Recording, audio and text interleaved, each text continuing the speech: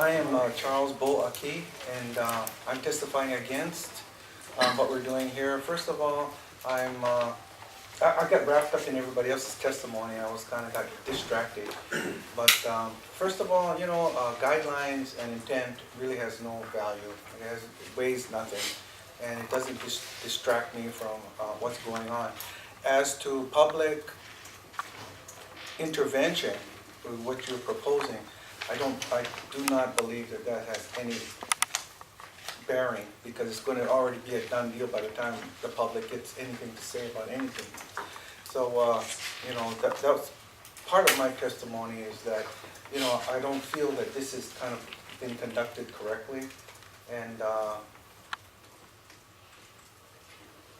any questions? Because you guys asking everybody else all kinds of questions. Are you finished with the testimony, Mr. Yes. Directors, any questions? I have a question. So would you prefer the guidelines to be in the form of administrative rules, something that's more significant? Absolutely, I want something that they have to be accountable for. An administrative rule means something. A guideline or a suggestion or intent means nothing. And we've already been through that many times. Oh, I intend to do this. I hope that this is what we're going to have done. It never happens. And, I'm standing up to say that, we're tired of saying that, oh, this is what's going to happen. It never does happen. Or you're going to have input, and we don't have input. And the input that we have is irrelevant, because it's always after the fact. So I'm just saying that, if you would like the public to accept this, at least we have no say. We absolutely have no say. Special interest is what we feel has say. Residents have no say. We just pay the bill, and we're tired of paying the bill. I'm not willing to pay the bill anymore. Any other questions? No. Excellent. Well, I appreciate your time. Thank you.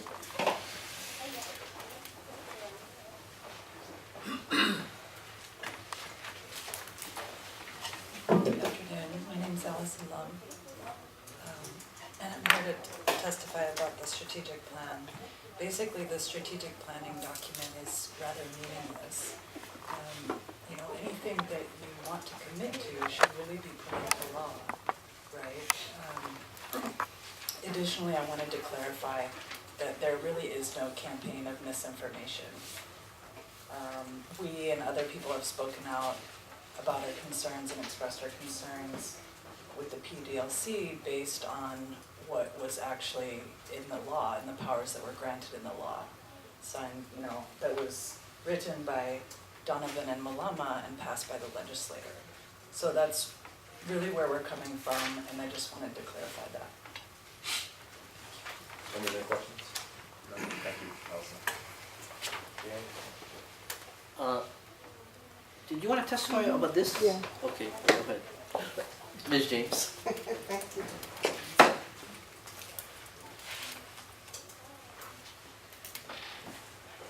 I think that this hearing is a very good example of what things are done and how things will be done, and because you all have gone through a lot of very exciting public hearings all over the island.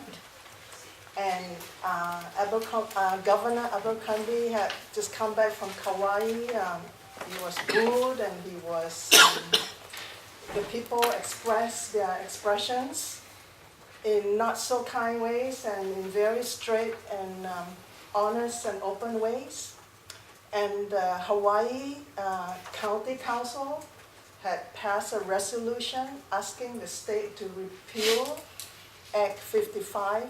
So this is one of those cases that have captured the imagination of so many groups and so many people.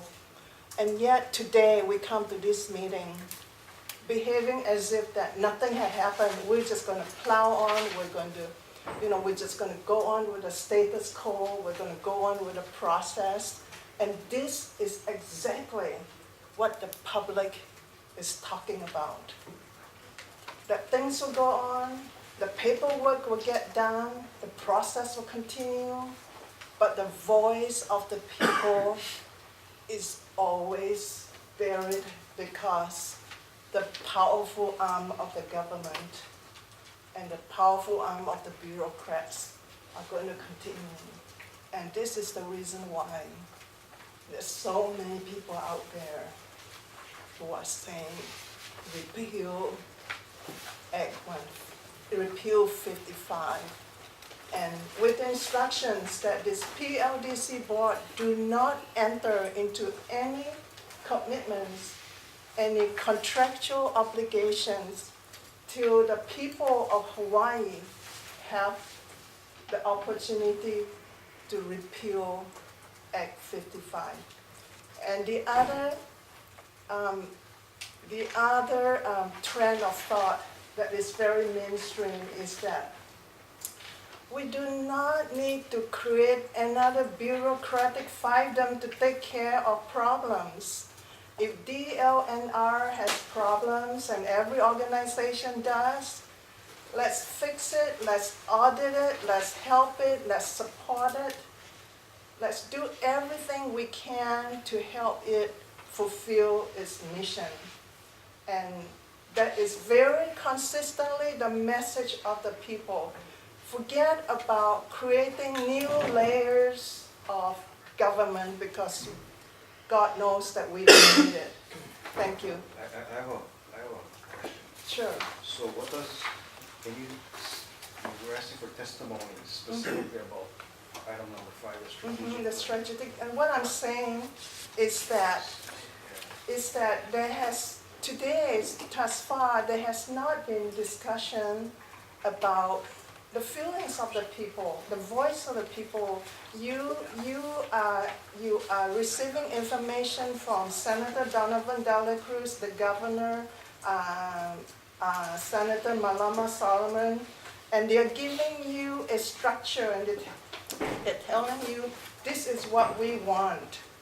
And with no care or no thought of what had just happened all over the islands, and again, it's back to the same principle that, if this is really truly a democratic process, then the voice of the people is important.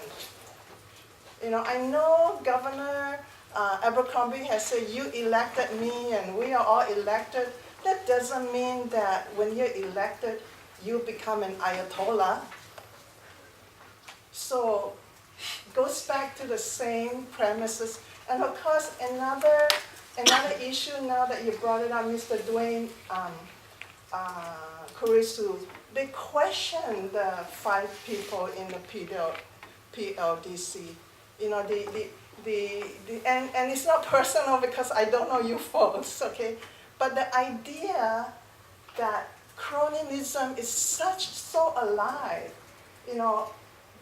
as someone looking from outside, it seems like every commission, every board is stacked already with friendly supporters.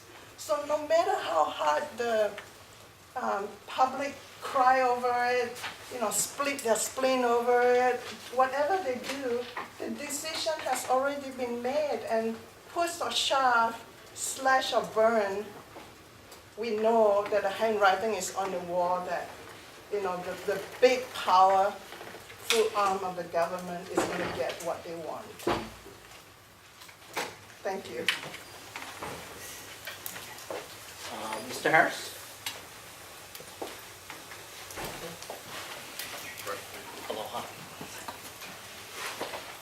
Good afternoon, Commissioners. My name is Robert Harris. I'm the director of the Sierra Club Hawaii chapter. I did want to also highlight disappointment, I suppose, in the cover letter that attaches a strategic plan to you. The second paragraph talking about the amount of misinformation spread to the public, and then the strategic plan seems to add a number of new concepts and new ideas that haven't been brought up before. Again, I salute the idea of bringing in, for example, protection of land eligible for important agricultural land designation. It's a good concept. I'm glad it's being spread, but it almost seems like there's a disingenuity here saying, well, there's misinformation, but also, okay, we're going to now also protect this, and this. There are legitimate public concerns, and I think the spirit of this should be, we're trying to be responsive to the public concerns and trying to include that, incorporate that going forward, and not get into the main finger pointing about misinformation or who's lying, who's not. Let's simply just say, there's concerns and we're trying to address it, and I think that's a good spirit to go forward. To the extent that we are including new concepts, like wage rate schedules, not developing important ag lands or lands eligible for important ag land, I do believe that you have to look at the rules and try to figure out how to incorporate that into the administrative rules to say this will be a subjective, objective standard going forward. And in that regard, I think as we flesh out a little bit more, I think some of the actual process will become a little more apparent. For example, just looking at the strategic plans, proposal of how to move forward, there's no identification on how EIS would proceed. Notice the intent to proceed how an EIS document would be accepted, for example. And you couldn't do that, I think, as a part of the memorandum of agreement, because at that point, you've already, in chapter 343, there's a concept of not allowing the project to snowball along. And i.e., the idea is by the time the EIS is there, the project's so far along, it's too late to make any real changes. The feeling is we're already moved along. Is you want to do it at the earliest possible stage, so that way input and things can be included and incorporated. So I only use this as one example to sort of highlight that there is a great deal of process here that hasn't really been thought through or examined. And I would suggest there's still a lot of things missing in the strategic plan. Specifically, for example, are we using building code standards? County building code standards, the respective county building, the state building code councils, adopted building code standards, the most recent international, I mean, you can go on and on, but there's very concrete policy reasons why both the county councils and the state building code council and the legislature has approved and adopted these things, and shouldn't we include that as an element of projects moving forward? Another example, and that's one of the concepts that's brought up in the rules frequently, the law specifically requires that projects that will have significant cultural impacts, we should be protecting cultural resources. In addition, if you look at chapter 341, there's explicit requirements that one of the missions of the state is to protect our environmental resources. It's one of the concepts we want to see in the rules. If a project's going to have significant adverse cultural and environmental impacts that we're not going to allow to proceed, or at the very least are going to mitigate those consequences so they don't have impacts. This is found in Chapter 205, 205A, it's found in the Coastal Zone Management Act, it's found in the Land Use Commission's rules, and yet it's a concept that hasn't appeared yet for Public Land Development Corporation projects. Again, don't want to take up too much time, but I think there's this specific significance of why the Public Land Development Corporation should be concerned about that. The state is the largest landholder, and in fact, it's the largest landholder of some of the most pristine conservation land, marine area, et cetera, and these are the types of lands that are supposed to be protected from significant adverse environmental impacts or cultural impacts. So, again, I appreciate the intent of the strategic plan. I appreciate the fact that there's new things being added, new concepts, and it's the type of discussion I think we need to have. I hope it's put in the context of comments received on the rules. The idea is that we're going to start trying to create something that's better at the end of the day.